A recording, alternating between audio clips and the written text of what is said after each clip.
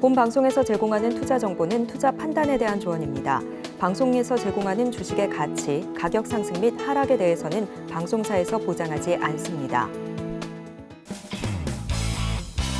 시청자 여러분 안녕하십니까? 깊이 있는 인사이트로 여러분들의 투자를 잘 이끌겠습니다. 저는 강관우입니다.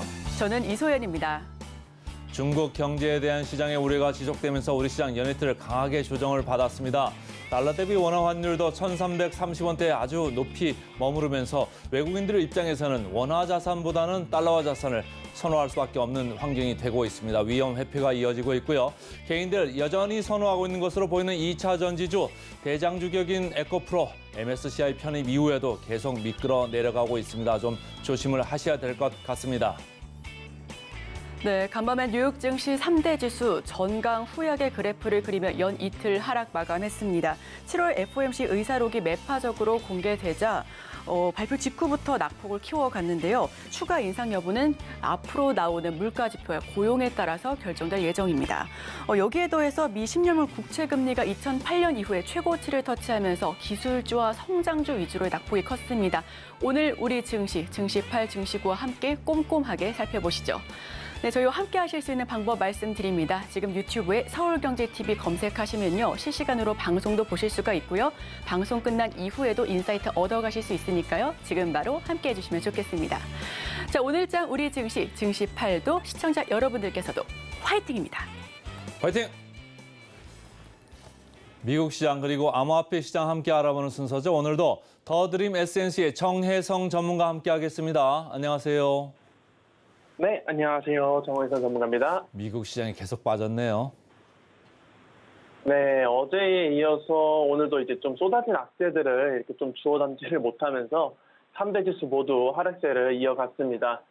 전체적으로 좀 이렇게 시장이 상승할 모멘텀이 없었던 것도 있고요.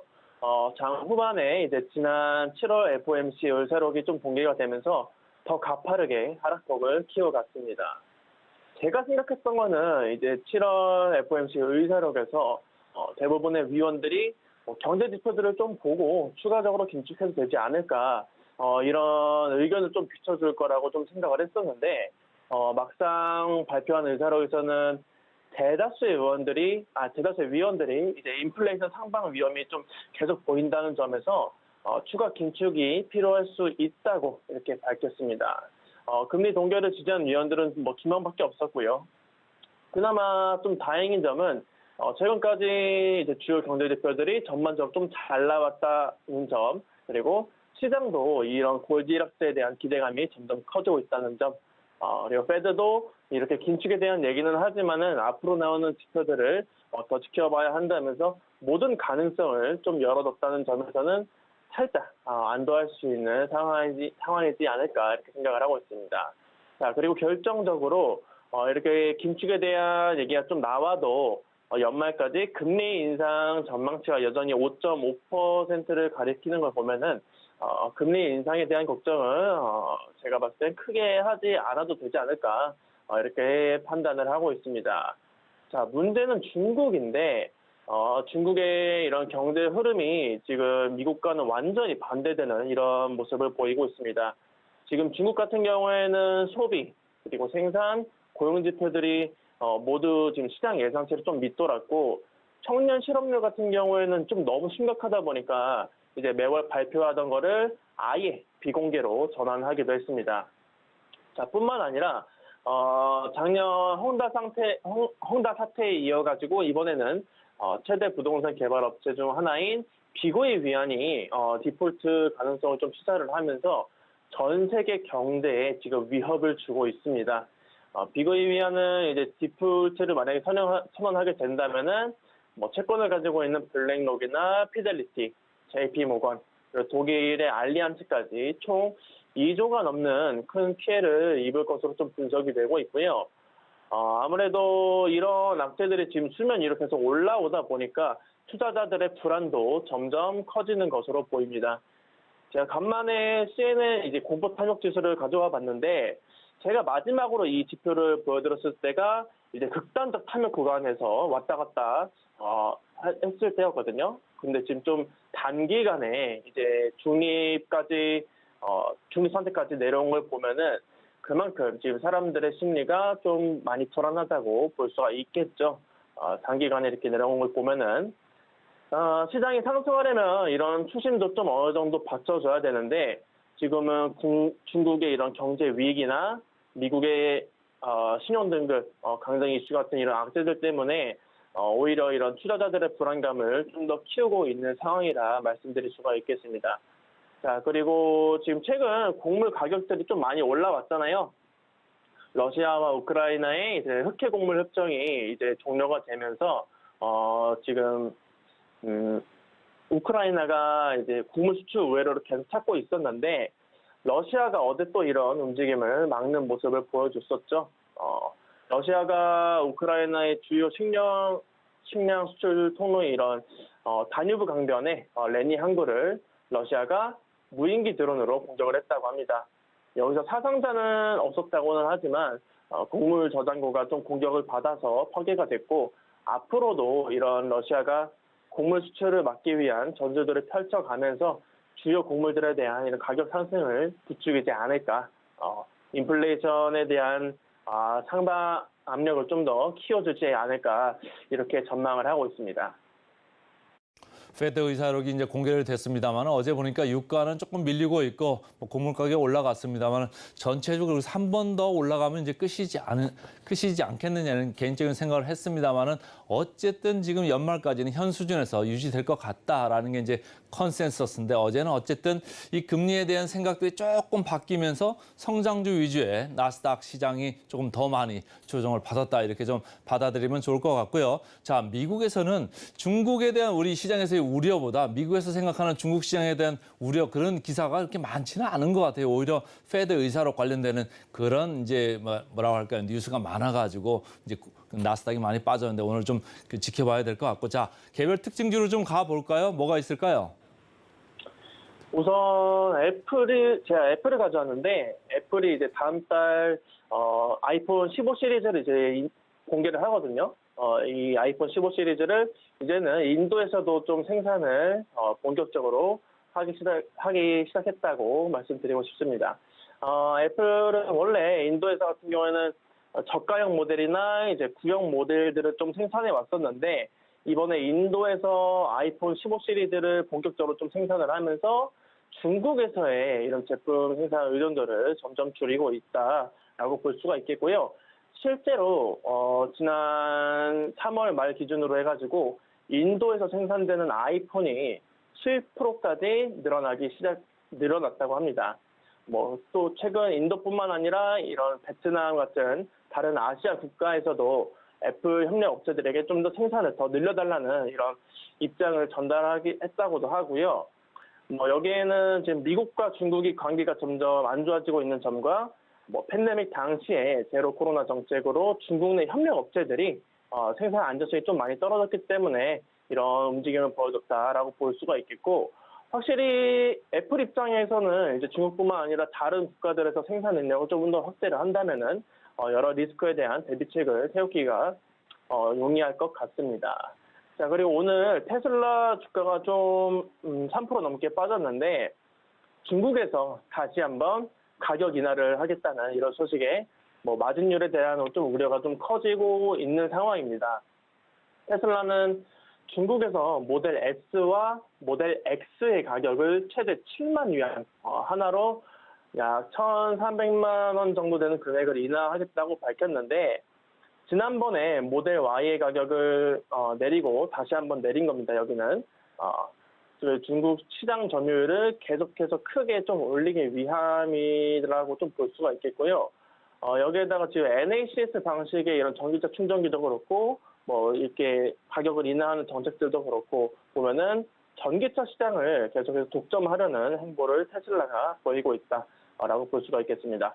다만 이번에는 이제 가격이 좀 너무 많이 인하를 해가지고 마진율에 타격을 줄 거라는 우려가 좀 부각이 됐고 따라서 오늘 주가가 좀 급락했다고 볼 수가 있겠습니다. 자, 그리고 인텔의 타오 세미컨덕터 인수가 좀 불발이 되면서 오늘 타오 세미컨덕터 주가가 10% 넘게 급락을 했었습니다. 작년 2월에 이제 인텔은 7조 2천억 원의 타오 세미컨덕터를 인수하기로 밝혔었는데 유독 또 중국에서 반독점 규제 승인이 떨어지지 않아가지고 결국 합병 계약 종료를 오늘 선언을 했습니다.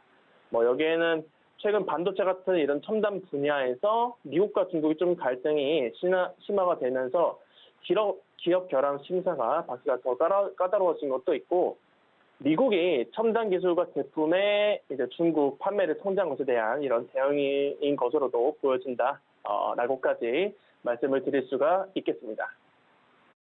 자, 오늘 세 가지 특징주를 정리해 주셨는데 애플, 그리고 테슬라, 인텔, 인수철회 이게 모든 게 미국하고 중국하고 서로 연관된 이런 뉴스이기 때문에 우리가 참 그 중간에서 참 힘들다 이런 생각을 좀 해보고요. 테슬라 특히 이렇게 가격 인하까지 하고 주가가 많이 내려가는 국면에서는 우리나라 2차 전지주에 대한 또 주가 영향도 좀 있겠다 이렇게 좀 생각을 해보겠습니다. 자, 그다음 암호화폐로 좀 넘어가 볼까요? 시장 어땠습니까? 네, 비트코인 같은 경우는 지금 변곡점을 좀 확인한 이후에 조금씩 반등하는 모습을 보여주고 있는 상황입니다. 우선은 3만 달러를 좀 돌파해 봐야 알겠지만은 아직까지는 좀 긍정적인 신호를 보여주고 있는 것 같고요. 크게 악재가 터지지 않는 이상 지금 추세는 전고점까지는 계속해서 이어갈 것으로 보고 있습니다.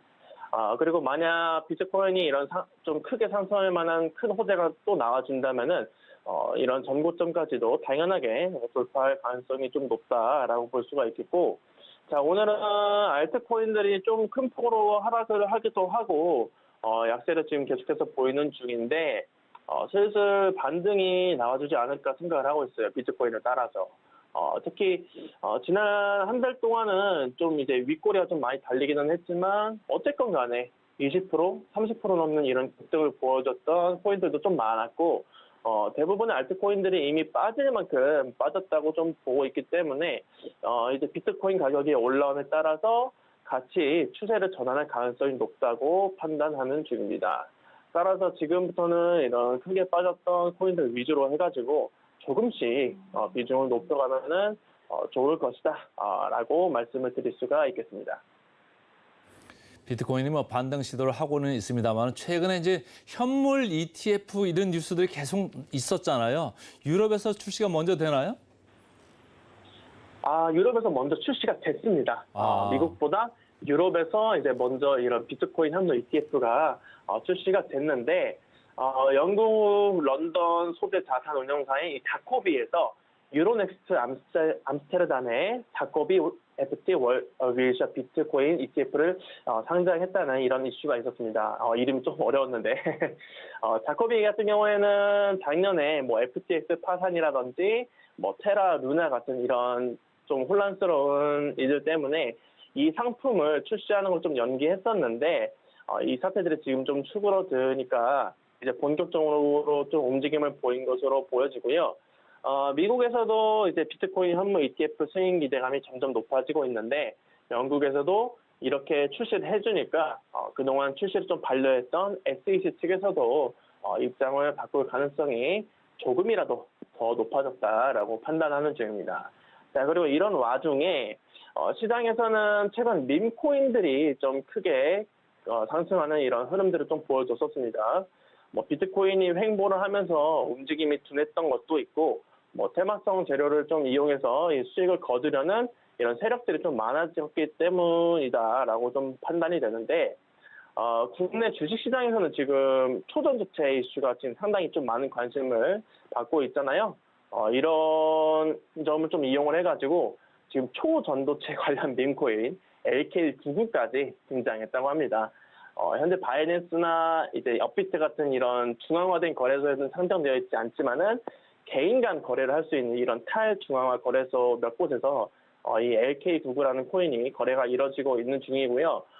이런 밈코인 같은 경우는 화제성이 좀 소멸이 되면은 가격이 진짜 말도 안 되게 좀 큰 폭으로 좀 하락하거나 뭐 흔히 말하는 먹튀를 좀 당할 수도 있으니까 조심해야 된다, 유의하셔야 된다라는 말씀까지 전달해 드리도록 하겠습니다.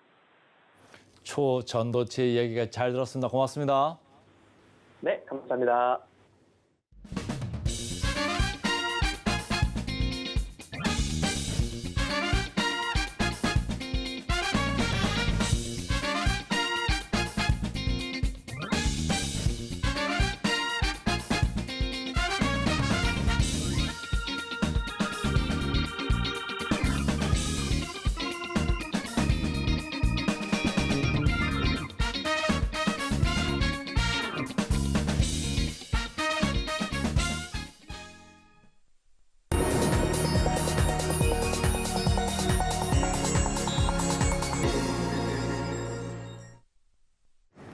개인 투자자가 아닌 전문가는 장 시작 전 뉴스를 볼 때 어떤 부분에 초점을 맞출까요? 오늘 이분과 이야기 나눠보겠습니다. 헤르메스 스타 김시은 팀장 모십니다. 어서 오세요. 네, 안녕하세요. 네, 김시은 팀장과 함께하는 오늘의 일면 화면을 통해서 만나보시죠. 오늘의 헤드라인입니다. 중국 단체 관광 전면 허용, 외국인 화장품주 대거 순매도로 지금 헤드라인 열어보겠습니다. 단체 관광 전면 허용했고요. 허용했는데 지금 중국 내수가 좀 부진하고 또 비구에 의한 디폴트 우려까지 심해지고 있는 상황입니다.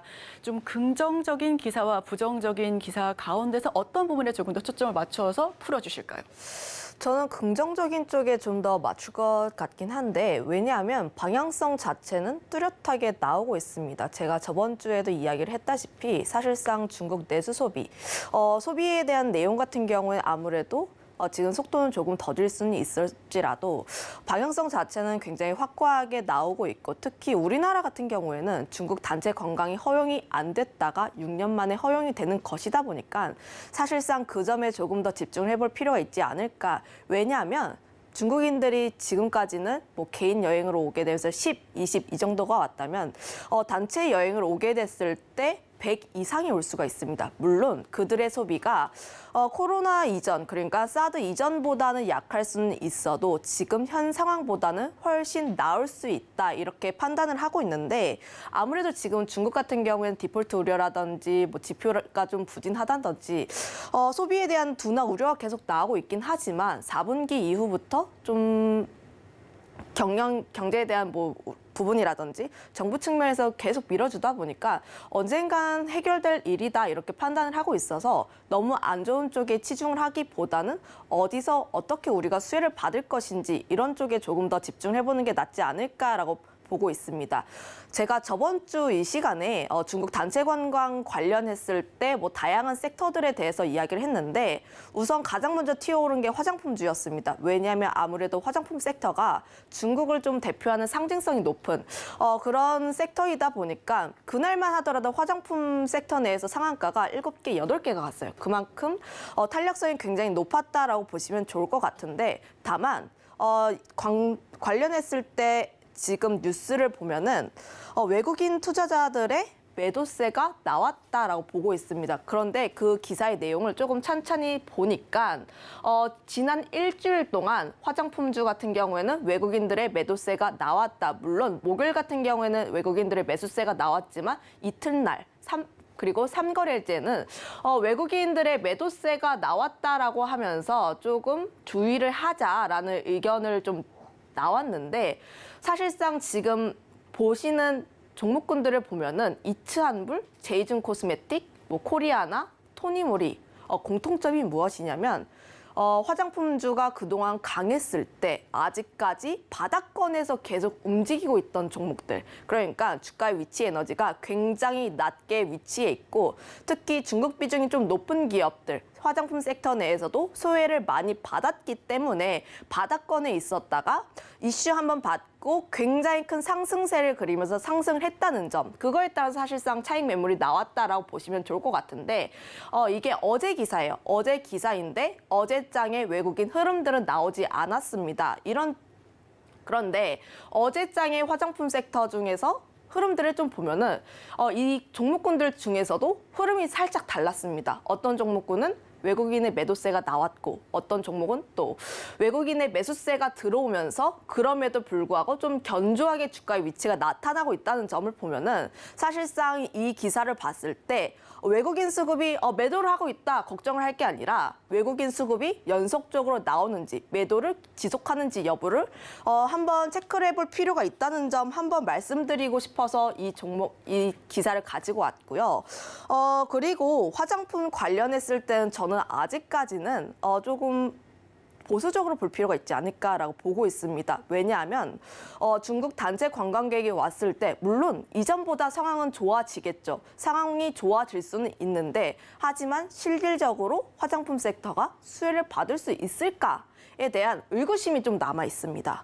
왜냐하면 그동안 화장품 섹터가 못 갔던 이유가 중국 쪽에서의 부진 때문이었습니다. 특히 뭐 아모레퍼시픽이라든지 LG생활건강, 중국 쪽에서의 부진이 계속 나오고 있고 이전만큼의 폭발적인 성장세를 보여주지 않고 있다 보니까 사실상 화장품 섹터가 중국이 좀 회복을 했을 때 가장 탄력적으로 올랐던 이유가 바로 이런 이유거든요. 지금 사실상 한국 내 화장품이 그동안은 프랑스산이라든지 뭐 다른 외국 브랜드에 비했을 때 가성비가 굉장히 뛰어나다는 장점이 있지만 최근 뭐 중국 화장품이 치고 올라오고 있습니다. 특히 MZ세대 같은 경우에는 애국 소비하게 되면서 중국 화장품 굉장히 많이 이용하는 추세이기도 했고 사실 옛날에 중국 화장품 하면 색조 발색도 제대로 안 되고 조금 이상한 그런 게 많았었는데 이제는 한국 ODM 기업 사용하면서 퀄이 많이 올라왔습니다. 그러면 한국보다는 중국 쪽에 대한 수요가 계속 나오고 있다 보니까 사실상 6.18 데이에서도 원래는 아모레 퍼시픽이 순위권 내에 몇 개를 올렸다. LG생활건강이 매출을 얼마를 올렸다. 이런 얘기가 나와야 되는데 사실상 그런 이야기가 점점 안 들리고 있습니다. 그 뜻은 중국 쪽에서 더 이상 한국 화장품이 이전만큼의 인기가 없다라고 생각을 하고 있어서 사실상 중국 단체 관광객이 왔을 때 그만큼의 수요가 나올 수 있을까에 대한 의구심이 남아 있다는 점을 생각을 해보면 사실상 한국 화장품 브랜드 같은 경우에는 큰 매출을 올리지 않을 수도 있다는 점 한번 생각을 해보시면 좋을 것 같고 거기다가 실적도 사실상 그렇게 뚜렷하게 나오진 않는 상황이에요. 기대감은 굉장히 많은데 그거에 맞는 실적 개선세가 나오지 않는 상황이다 보니까 사실상 아모레퍼시픽 LG생활건강도 목표 주가 상향 리포트가 나오긴 했어요. 중국 모멘텀 나온 이후에. 그런데 연간 영업이익이라든지 전망치를 봤을 때 하향 조정을 하는 모습을 보여주면 아직까지 중국 쪽에 대한 화장품의 수요는 좀 부진할 수 있다는 생각이 깔려 있다. 이렇게 판단해 보시면 좋을 것 같습니다. 그거에 따라서 지금 화장품 섹터는 단기 트레이딩 가능한 구간입니다. 왜냐하면 주가의 위치 에너지가 굉장히 낮기 때문에 그거에 따라서 트레이딩은 가능한 구간이긴 하지만 예전만큼의 폭발적인 수요는 나오지 않을 수 있다는 점을 고려를 하면은 그렇게까지 큰 비중을 실기에는 조금 부담스러울 수가 있다는 점 한번 체크를 해보시면 좋을 것 같습니다. 네, 중국 정부도 시간이 걸리기야 하겠지만 손을 놓지는 않을 테죠. 그래서 조금 더 부정적인 기사보다는 긍정적인 내용에 초점을 맞춰봤습니다. 다만 오히려 화장품 관련된 종목군들 단기적으로 접근은 가능하지만 지금 시장에선 조금 보수적으로 바라보시는 것 같고요. 그렇다면 여기서 어떤 부분에 조금 더 초점을 뽑아봐서 투자 포인트를 잡아봐야 될까요? 네, 저는 여기서 매출 중심 지역이 어디인지가 핵심이라는 키워드를 가지고 왔는데 왜냐하면 제가 지금까지 말씀드렸던 화장품주들은 주가의 위치 에너지가 낮고 그리고 중국 비중이 높은 그런 기업들입니다. 그런 점을 봤을 때 오히려 이런 화장품 섹터 같은 경우는 크게 두 가지로 나뉘고 있습니다. 첫 번째는 중국 비중이 높은 기업, 두 번째로는 일본이라든지 미국 쪽에 대한 매출 비중이 높은 기업. 첫 번째 같은 경우에는 최근에서야 시세를 분출하고 약간의 차익 조정이 나왔고 두 번째 같은 경우는 여전히 계속 나왔습니다. 상반기에도 계속해서 잘 움직이는 흐름들을 보여줬고 대표적으로 CNC 인터내셔널이라든지 코스메카 코리아, 아이패밀리 SC 이런 종목군이라 보시면 좋을 것 같은데 두 가지 한 섹터 내에서 두 가지 테마가 좀 나뉘었다라고 보시면 좋을 것 같은데 두 번째 쪽은 아직 굉장히 좋아요. 어제 증시가 굉장히 흔들렸을 때도 불구하고 52주 신고가를 찍은 종목군들이 화장품 ODM 쪽에 많이 포진을 해 있었고요. 그거에 따라서 아직까지는 화장품 섹터를 봤을 때 중국 비중보다는 그 외의 지역에서 매출을 계속 나는 섹터에 조금 더 집중을 해보시는 게 낫지 않을까라고 보고 있습니다. 아무래도 중국에 대한 리스크가 어느 정도 계속 나오고 있다 보니까 사실상 계속 성장을 할 수 있는 지역, 성장을 할 수 있는 쪽에 조금 더 집중을 해보는 게 주가의 위치도 굉장히 견고하게 나오고 있다는 점을 고려를 한다면 나중에 이제 증시가 다시 한번 올라갈 수 있을 때 다시 한번 투자 심리가 좋아졌을 때 좀 더 크게 올라갈 수 있는 쪽이 아무래도 주가의 위치가 조금 더 견고한 쪽. 아무래도 주가의 위치가 견고하다는 것은 그만큼 매도 심리가 거의 없다 이렇게 판단을 해보시면 좋을 것 같고 매도하는 심리가 거의 없기 때문에 다시 한번 심리가 좀 어느 정도 붙어주게 된다면 추가 슈팅에 대한 기대감 나올 수 있다 이렇게 판단을 하고 있습니다. 특히 화장품 같은 경우에는 중국 의존도는 계속 낮아지고 있고 그리고 미국이라든지 일본 쪽에 대한 성장세가 크게 나오고 있는데 물론 전반적인 시장을 봤을 때 화장품 수출에 대한 데이터는 조금씩 줄어들고 있긴 해요. 줄어들고 있긴 하지만 그 이유는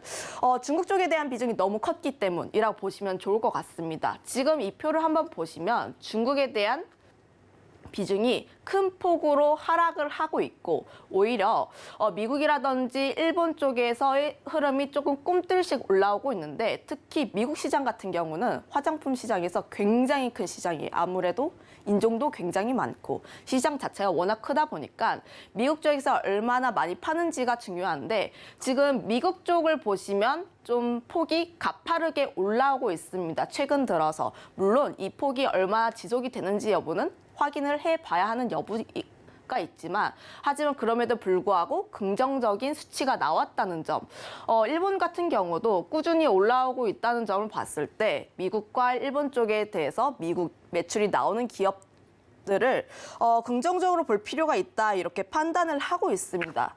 그거에 따라서 해외 매출을 좀 다변화한 기업 그러니까 일본이라든지 미국이라든지 유럽 쪽에서 매출이 잘 나오고 있는 기업 같은 경우는 실적도 굉장히 긍정적으로 나왔는데 특히 뭐 한국콜마라든지 CNC 인터내셔널 같은 경우는 2분기 실적 굉장히 잘 나왔어요.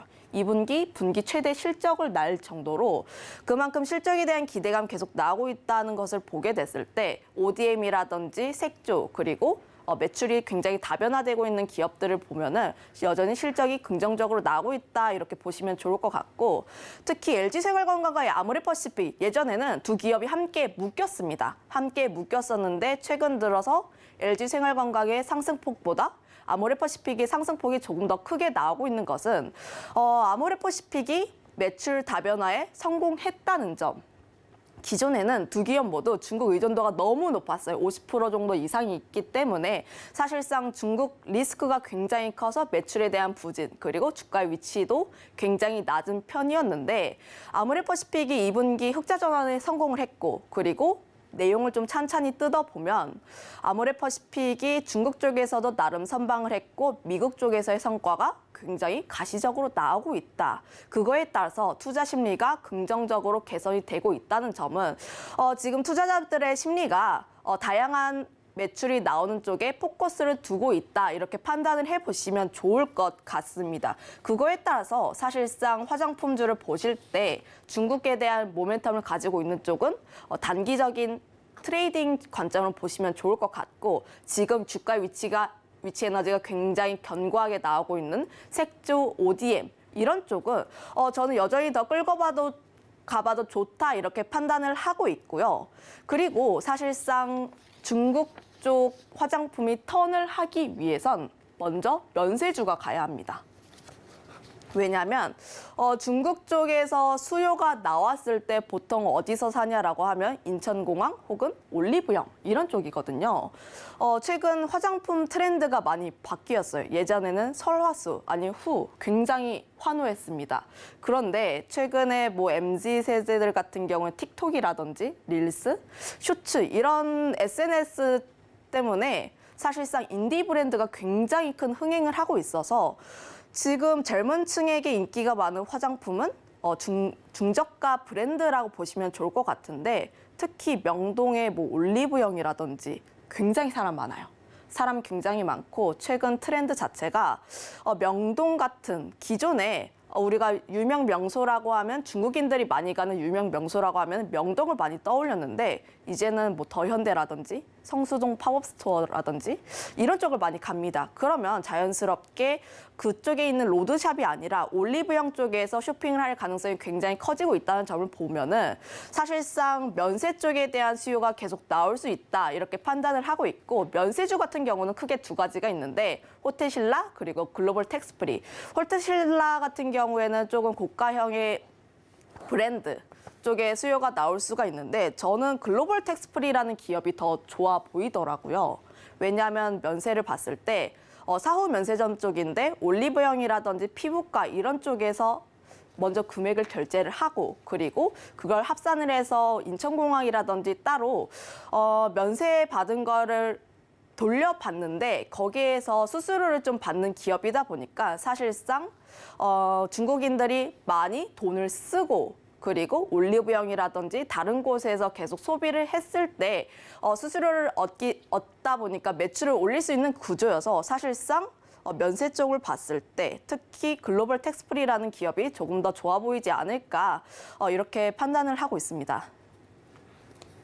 네, 키워드는 매출 중심 지역이 핵심이다. 이 지역을 한번 꼽아봤습니다. 지금 장이 흔들리는 와중에도 화장품 관련된 ODM 종목들은 52주 신고가를 터치하기도 했고요. 이 와중에도 옥석 가리기 반드시 필요해 보입니다. 말씀해 주셨던 것처럼 면세점 관련된 종목으로는 글로벌 텍스프리를 뽑아봤는데요. 자, 여기서 지금 전반적으로 이야기 다 나눠봤는데 이제는 종목 얘기 들어봐야죠. 어떤 종목들 오늘 우리 시청자분들께 말씀해 주실 수가 있을까요? 관련 섹터로는 의료기기 섹터는 계속 봐야지 않을까라고 보고 있는데, 키워드랑 조금 더 연결지어서 보게 된다면 매출 중심에 대한 부분이 다변화가 되고 있고, 특히 뭐 브라질이라든지 미국 쪽에 대한 수출 데이터가 굉장히 견조하게 나오고 있어서 사실상 실적 베이스로 올라가고 있는데, 거기다가 중국이라는 모멘텀이 붙게 된다면 다시 한 번 더 매출이 크게 상승할 수 있는 여지가 있는 쪽이 의료기기 섹터다라고 보시면 좋을 것 같습니다. 아무래도 중국인 같은 경우에는 미용 단체 관광을 할 가능성이 굉장히 높아요. 왜냐하면 중국 쪽에서 미용 의료 시술을 받으려면 굉장히 비싸고 하다 보니까 사실상 뭐 주변 아시는 분 얘기 들어보면은 중국인 분들이 피부과에 쓰시는 돈 한 번에 뭐 1,000만 원, 2,000만 원 이렇게 쓴다고 합니다. 그런 경우. 그렇게 쓸 수 있을 것 같은 게 우리 김시은 팀장님 혹시 피부과에서 관련된 시술들 받아보신 적 있으세요? 저는 없습니다, 아직. 아, 받고 싶은데 너무 비쌉니다. 지금 저도 한번 받아보고 싶어서 가봤거든요. 한 번 하는데 50만 원, 100만 원, 200만 원, 300만 원. 그런데 말씀해 주셨던 것처럼 압구정 청담에 중국인 분들 굉장히 많이 오시거든요. 돈 내는 금액에 완전 단가가 다른 느낌을 저도 뼛속까지 강하게 느껴봤습니다. 자, 미용 의료기기 한번 계속해서 눈여겨봐야 한다라는 말씀해 주셨는데, 말씀해 주셨던 것처럼 지금 국내에서 이제 쓸 수 있는 부분들, 그리고 국내에서 우리 국내 한국인들이 쓰는 그래도 단체적으로 이렇게 들어오고 큰 손이 많지 않습니까? 또 미용 관련해서 K-팝도 그렇고 계속해서 인기가 많아지고 관심까지 커지다 보니까 예뻐지고 싶은 그런 마음들 많이 가지고 계실 것 같습니다. 자, 그럼 미용 의료기기 가운데서는 어떤 종목을 꼽아주실까요? 사실 대표적인 미용 의료기기 모두 52주 신고가 흐름 그려지고 있고 뭐 다양한 모멘텀 갖고 있기 때문에 다 좋습니다. 그런데 그중에 대해서도 제시스 메디칼이라는 기업을 한번 보시는 게 낫지 않을까라고 보고 있는데, 왜 이 기업을 꼽았냐면 수급이 너무 좋아요. 수급이 굉장히 좋고 기관 쪽에서의 흐름들이 계속 긍정적으로 흘러가고 있기 때문에 수급적인 측면에서 굉장히 긍정적이다라고 보여지면 좋을 것 같고, 뭐 포텐자라든지 울트라셀 같은 굉장히 다양한 제품을 보유를 하고 있기 때문에 사실상 그 점에 따라서 메리트가 있다는 점. 모델이 이영애 씨인데 또 중국인 분들이 살아가시는 분이 이영애입니다. 그런 점을 보게 됐을 때 중국에 대한 모멘텀도 함께 받을 수 있다는 점. 2분기 실적 같은 경우에도 호실적을 발표를 했는데 사실상 시장 컨센을 상회하는 흐름들을 보여주고 있고, 뭐 일본이라든지 굉장히 다양한 쪽에서의 수출 흐름들이 긍정적인 데이터가 나오고 있다는 점을 고려를 하면은 추가 상방을 좀 열어두실 필요가 있지 않을까라고 보여지고 있는데, 차트를 한번 봤을 때 지금 일정 라인대를 뚫어주고 올라가는 흐름들이 보여주고 있습니다. 사실상 어제 장 같은 경우에는 6%대 상승 흐름들을 보였는데 어제 장 같은 경우에는 400개가 넘는 종목 중에서 사실상 300개에서 400개밖에 안 올랐던 그런 장이었음에도 불구하고 6%대 큰 장대 양봉을 그렸다는 게 그만큼 사람들의 매수 심리가 굉장히 강하다. 이렇게 판단을 하실 수가 있겠고 실적 베이스로도 충분히 올라갈 수 있고 그리고 중국발 모멘텀으로도 충분히 올라갈 수 있다는 점을 고려를 해본다면 제이시스 메디칼 같은 경우에는 중장기적으로도 충분히 관심 있게 봐도 좋지 않을까 이렇게 판단하고 있습니다.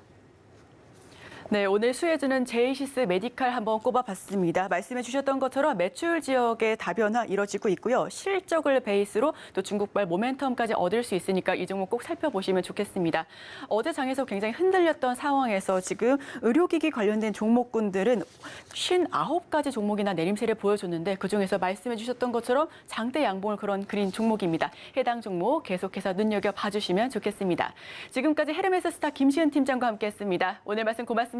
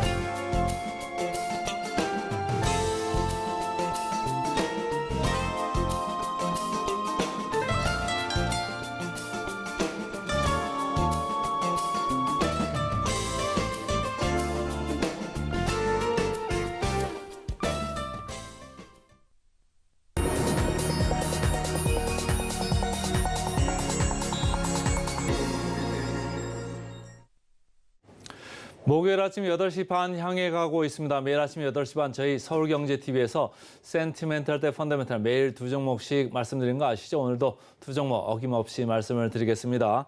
자, 센티멘탈로 두산 테스나 테스트 업체입니다. 펀더멘탈로 비츠로셀 1차 전지 업체입니다. 이렇게 두 종목을 말씀을 드리겠습니다. 자, 두산 테스나부터 좀 말씀을 드릴까요? 두산 테스나 전체적으로 시스템 반도체, 비메모리 반도체라고 하죠. 그래서 이 시스템 반도체 국내 1위 테스트 업체입니다. 뭘 이렇게 칩을 만들면 그걸 자꾸 테스트를 해봐야죠. 그래서 아주 열악한 환경에서도 계속적으로 테스트를 해서 이 칩이 견뎌내나 아니면 에러가 좀 적으나 많으나 이걸 좀 봐야 되는 그런 테스트를 해야 되는데 이 회사가 삼성전자의 상당한 부분을 의존을 하면서 이제까지 성장을 많이 해왔습니다. 근데 앞으로는 이 삼성전자 비메모리 부분 말고도 다른 팹리스 업체하고도 전체적으로 매출이 조금 일어날 것 같다. 그래서 시장이 좀 많이 보는 것 같고요. 자, 그 테스트 위주에서 앞으로는 이제 패키지 부분으로 좀 확장을 할 것 같습니다. 그런 것도 있고 전장용 현재까지 이제 스마트폰 관련되는 이쪽을 이제 테스트하는 이쪽 웨이퍼 테스트가 많았는데 앞으로는 전장용 아무래도 이쪽 자동차 관련해서 반도체들 많이 쓰이고 있잖아요. 그리고 계속 나오는 뉴스들이 전장용 쪽의 반도체가 좋다, 이쪽 비메모리가 상당히 좋다 이런 얘기들을 많이 하는데 그쪽을 이제 테스트를 해야 됩니다. 근데 여름에는 이 자동차 밖에 놓으시면요, 요즘같이 이렇게 더울 때는 100도까지도 이렇게 견뎌야 되는 이런 반도체가 필요하거든요. 그러면 이 100도까지 올라갈 때까지 좀 견뎌야 되고 그 시간이 좀 걸리잖아요. 그런 시간이 사실은 이런 테스트 업체한테는 돈이 된다 이런 얘기를 하더라고요. 그러니까 시간이 매출이다 이렇게 보시면 되겠습니다.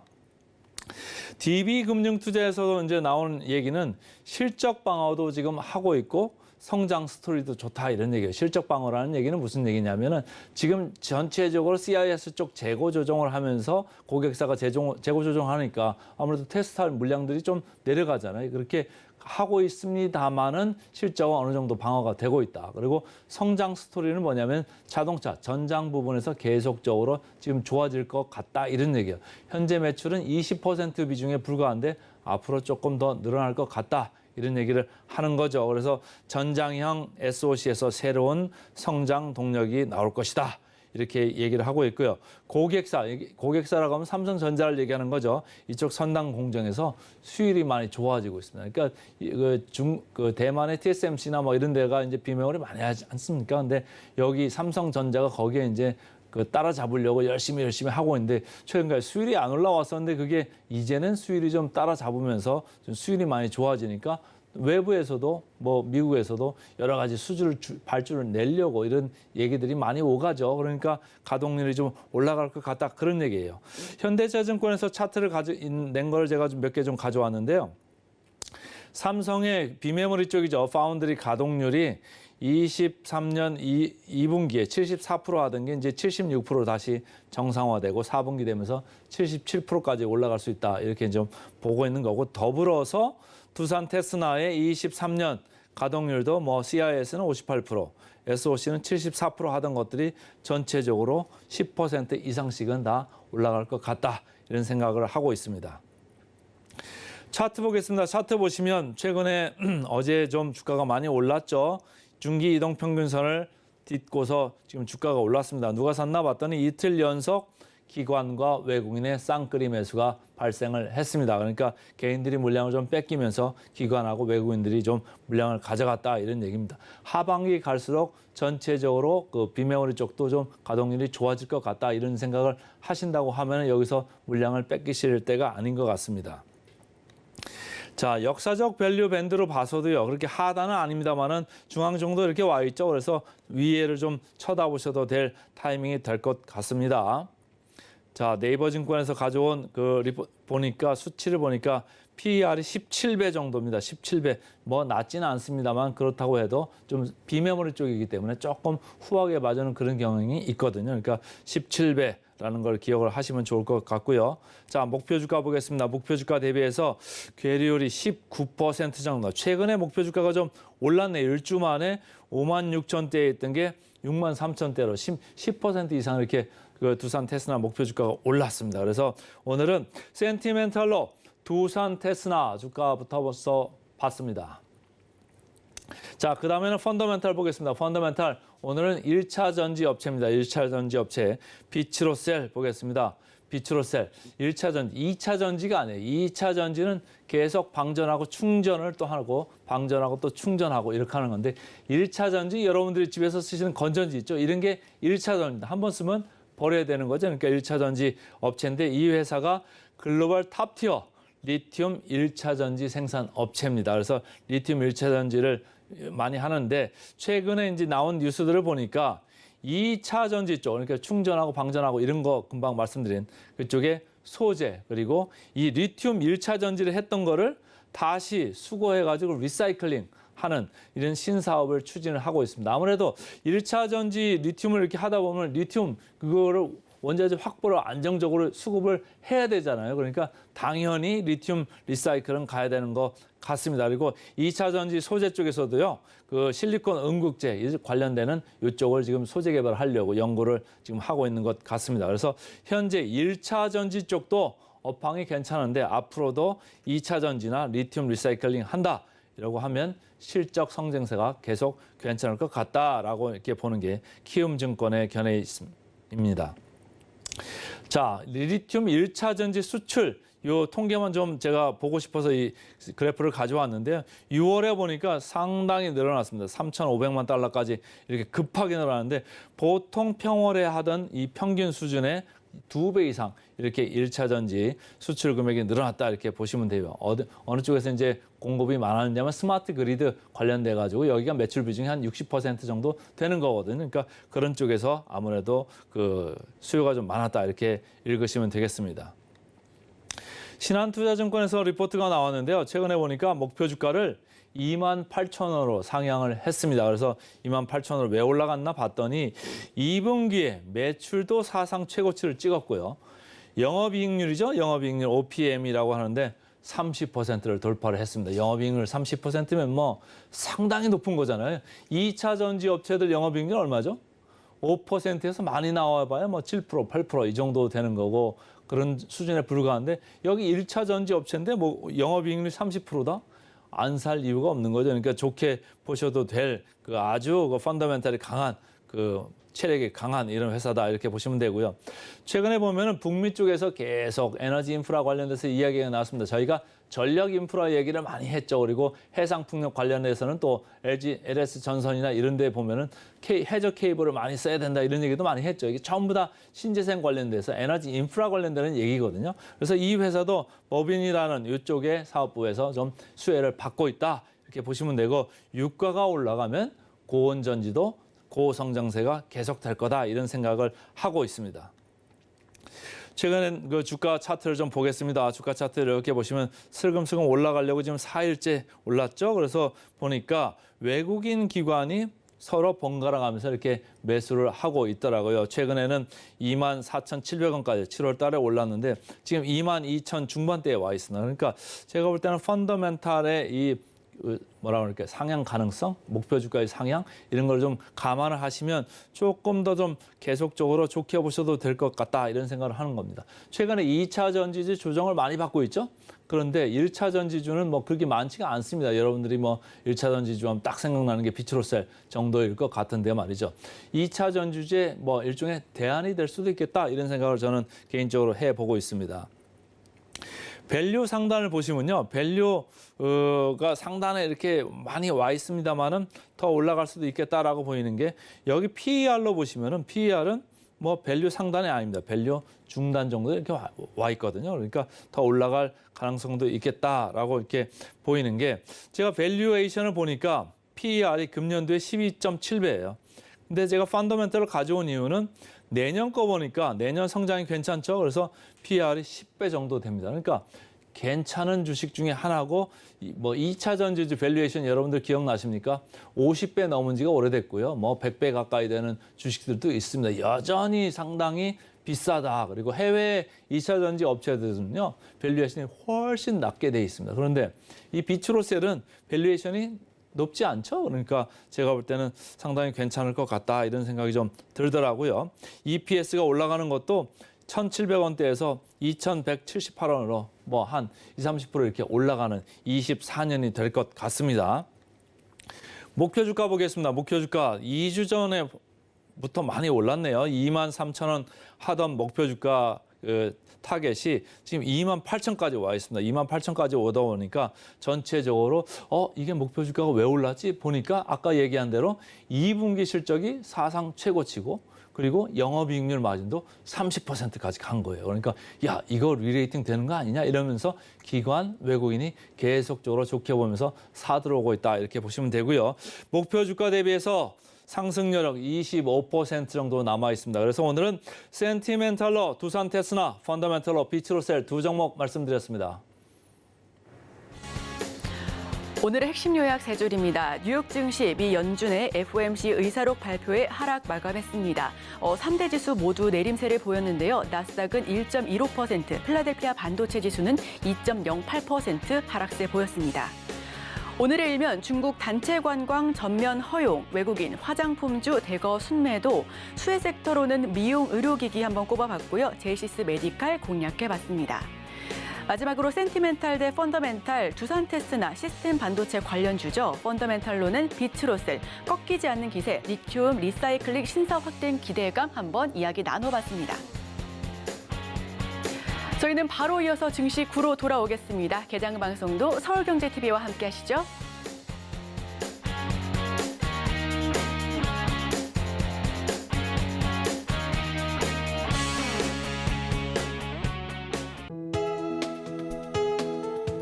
본 방송에서 제공하는 투자 정보는 투자 판단에 대한 조언입니다.